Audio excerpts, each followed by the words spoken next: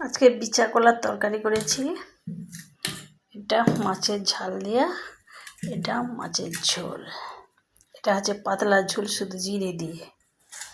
আর এই কাঁঠালি না সরি বিচা কলা আমি কীভাবে রান্না করেছি, একটু কালো জিরে ফোড়ন দিয়েছি, দিয়ে আমি ওটা তুলে দিয়ে ওর উপরে দিয়েছি পেঁয়াজ আর কাঁচা লঙ্কা দিয়ে নেড়ে হওয়ার পরে ঢাকিয়ে জল আমি একটু দিয়েছি, হওয়ার পরে ঈশ্বর জল একটু দিয়েছি। যখন একটু মরে আসবে তখন ঈশ্বর জল দিতে হবে, বাটনা জলটা। আর আমি সর্ষে কাঁচা লঙ্কা বেটে রেখে দিয়েছিলাম, ওটা ওর উপরে হওয়ার পরে আমি দিয়ে নামিয়ে নিয়েছি। কীভাবে হয়েছে সেটা দেখতে, এটা তো না দেখলে তো বলতে পারবো না কীভাবে হয়েছে, তো খেয়ে দেখতে হবে।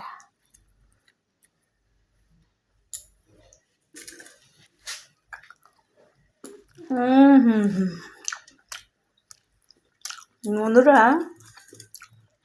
খুবই দারুণ, আমি কিন্তু পেঁয়াজ দিয়ে রান্না করেছি, খুবই দারুণ ওইটা। খুবই দারুণ দারুণ।